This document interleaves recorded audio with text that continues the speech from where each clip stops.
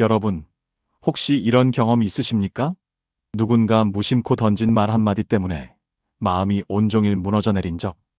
회식 자리에서 던진 농담이 귀에 맴돌아 밤새 뒤척인 적. 혹은 가족의 표정 하나에 내가 뭘 잘못했을까? 하고 괴로워한 적 말입니다. 예민한 사람은 남들이 가볍게 지나치는 것에도 크게 흔들립니다. 작은 파동에도 크게 요동치니 하루가 남들보다 훨씬 더 피곤하지요. 하지만 한번 생각해 보십시오. 예민하다는 것이 과연 단점일까요? 예민한 사람은 다른 이가 알아채지 못하는 미묘한 기운, 작은 진동까지 감지합니다. 그래서 더 쉽게 상처를 입기도 하지만 동시에 다른 사람의 아픔을 깊이 이해할 수 있고 세상의 아름다움에 더 빨리 감흥할 수 있습니다. 문제는 예민함 자체가 아니라 그 예민함을 어떻게 다루고 다스리느냐에 있습니다. 부처님께서는 이미 2500년 전 이런 마음의 성질을 잘 꿰뚫어 보셨습니다. 그리고 우리에게 길을 제시해 주셨습니다. 오늘은 그 말씀을 통해 예민한 사람이 어떻게 살아야 마음이 편안해지는지를 함께 살펴보고자 합니다. 이 길은 억지로 예민함을 없애는 길이 아니라 예민함을 지혜와 자비로 바꾸는 길입니다. 숲속에서 나무를 가만히 바라보면 깨달음을 얻을 수 있습니다. 바람이 불면 나뭇잎은 쉽게 흔들립니다. 미세한 바람에도 잎사귀는 이리저리 떨리며 그 소리가 숲을 가득 채웁니다. 그러나 그 나무의 뿌리 깊이 내려앉은 줄기는 결코 쉽게 흔들리지 않습니다. 뿌리가 단단히 자리 잡은 나무는 폭풍우가 몰아쳐도 꺾이지 않습니다. 예민한 사람의 마음은 나뭇잎과 같습니다. 작은 말에도 작은 상황에도 금세 흔들립니다. 그러나 마음의 뿌리가 깊다면 어떨까요? 잎사귀는 흔들려도 나무는 결코 쓰러지지 않습니다.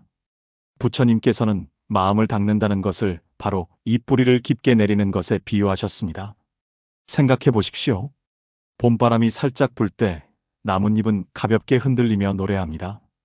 여름 장마철 거센 바람이 몰아쳐도 가지는 흔들리되 나무는 굳건히 서 있습니다.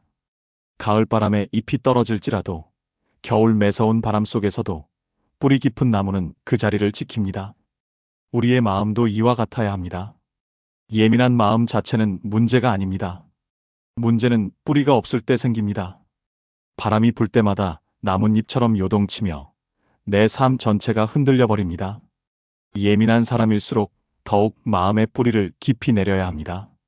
그때 비로소 예민함은 삶을 무너뜨리는 힘이 아니라 삶을 더 섬세하게 빛내는 힘이 됩니다. 어느 날 한 제자가 부처님께 나아와 이렇게 말했습니다.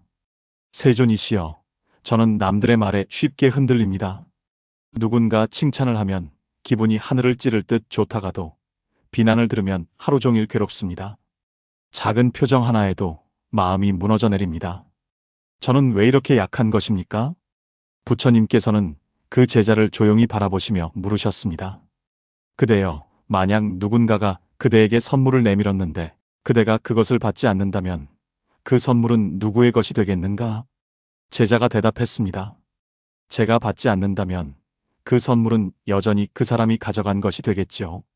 부처님께서 말씀하셨습니다. 그렇다. 거친 말도 칭찬도 모두 같다. 그대가 그것을 받아들일 때에만 그것이 그대의 것이 된다. 받아들이지 않는다면 그것은 여전히 그 사람의 것이 된다. 제자는 여전히 혼란스러워했습니다. 하지만 세존이시여, 말은 귀에 들리는데 어떻게 받지 않을 수 있겠습니까? 듣는 순간 마음이 요동치는데요. 부처님께서는 미소를 지으며 차근차근 설명하셨습니다. 귀에 소리가 들어오는 것은 막을 수 없다.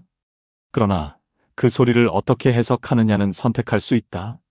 누군가의 험한 말을 듣고 이 말이 나를 찌른다 하고 받아들일 수도 있고 이 말은 그 사람의 마음을 드러낸 것일 뿐이다 하고 흘려보낼 수도 있다. 이것이 바로 지혜로운 선택이다. 그 순간 제자의 얼굴에 조금의 빛이 돌았습니다. 그는 깨달았습니다. 모든 고통이 외부에서 오는 것이 아니라 내가 받아들이고 해석하는 방식에서 비롯된다는 사실을요. 이제 우리의 삶 속에서 이 이야기를 살펴봅시다. 직장에서 상사의 얼굴이 어두운 날 예민한 사람은 곧장 이렇게 생각합니다. 내가 뭘 잘못했나? 나 때문에 화가 난 건가? 하지만 실상은 상사가 집에서 개인적인 걱정거리를 안고 왔을 수도 있고, 단순히 몸이 피곤했을 수도 있습니다. 그러나 우리는 사실을 사실로 보지 못하고 해석을 덧붙여 스스로를 괴롭히곤 합니다. 가족 관계에서도 마찬가지입니다. 배우자가 피곤해서 던진 한마디, 자녀가 짜증 섞인 목소리로 답한 것. 예민한 사람은 그 말에 깊이 상처받습니다. 하지만 그 말은 단지 순간의 피로일 수 있습니다. 그것을 곧장 나를 무시하는 것으로 받아들일 때 괴로움이 커집니다. 친구 관계에서도 이런 일이 있습니다. 약속을 잡을 때 친구가 답장을 늦게 하면 내가 뭔가 잘못했나? 내가 귀찮은 존재인가? 하고 불안해합니다. 그러나 사실은 단순히 바빠서 답장을 못한 것일 수 있죠. 여러분, 부처님의 가르침은 여기서 우리에게 분명히 말합니다. 받지 않으면 그것은 나의 것이 되지 않는다. 직장 상사의 표정, 배우자의 말투, 친구의 반응까지 모두 내 마음속으로 받아들이는 것은 나의 선택입니다. 그것을 있는 그대로 두고 흘려보낼 수도 있고 해석을 덧붙여 마음속에 담아둘 수도 있습니다. 어떤 길을 선택하느냐에 따라 우리의 하루가 달라집니다. 그러므로 예민한 사람에게 가장 중요한 것은 사실을 사실로 보는 힘입니다. 표정은 그저 표정일 뿐이고 말은 그저 말일 뿐입니다. 그것을 곧장 내 마음의 중심에 들이지 않는 연습. 이것이 예민한 마음을 지혜로 바꾸는 첫걸음입니다. 부처님께서는 우리의 마음을 종종 거울에 비유하셨습니다. 깨끗한 거울은 앞에 있는 사물을 있는 그대로 비춥니다. 한 송이 꽃이 있으면 꽃을, 한 사람의 얼굴이 있으면 얼굴을 왜곡 없이 비춥니다. 하지만 거울에 먼지가 잔뜩 끼어 있다면 어떨까요? 꽃도 흐릿하게 보이고 얼굴도 선명하지 않습니다. 때로는 전혀 다른 모습처럼 왜곡되기도 하지요. 예민한 사람의 마음은 거울과도 같습니다. 아주 민감해서 작은 움직임도 미묘한 변화도 비춥니다. 그런데 문제는 그 거울에 두려움과 집착이라는 먼지가 덮여 있다는 데 있습니다.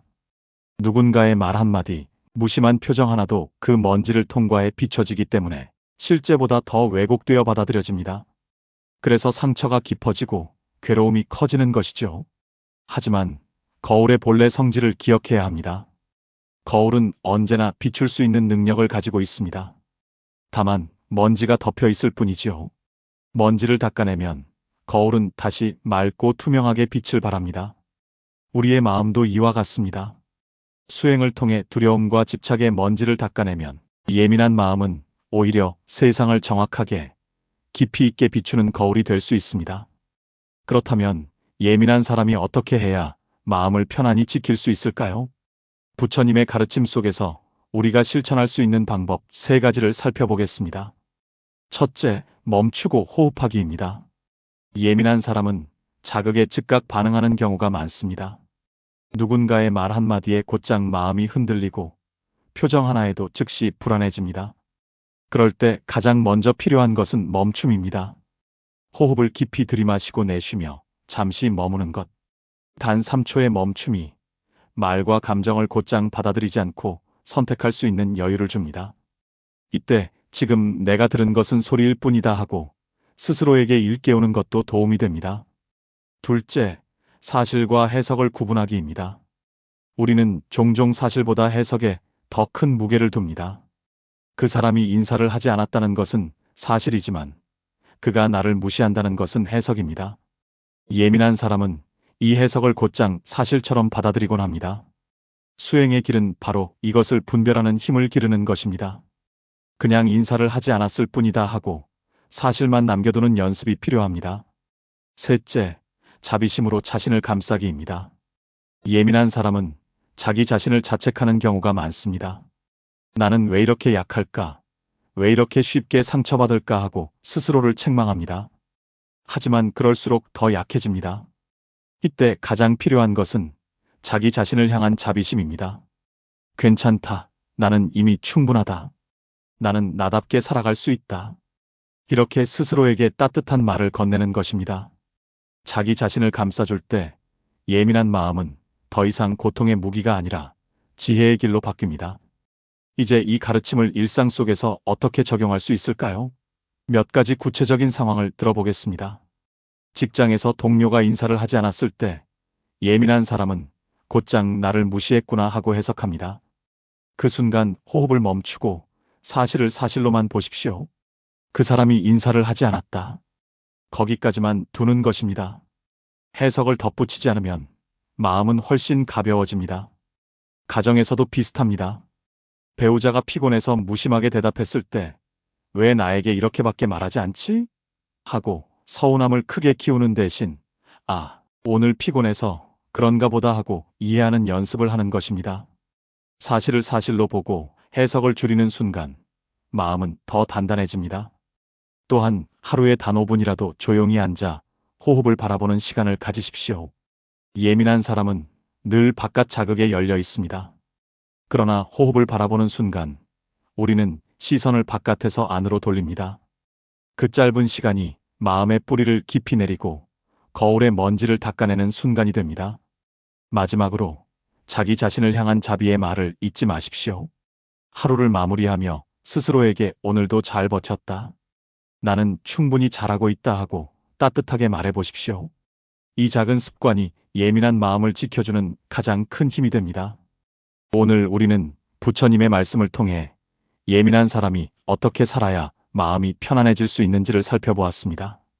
나뭇잎처럼 흔들리는 마음도 거울처럼 예민한 감각도 모두 잘만 다스리면 삶을 더 깊고 아름답게 만드는 힘이 될 수 있습니다.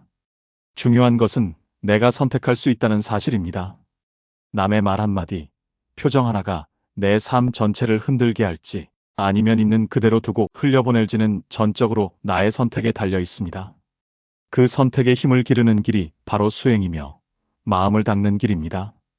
여러분, 오늘도 혹시 작은 일에 마음이 크게 흔들렸습니까?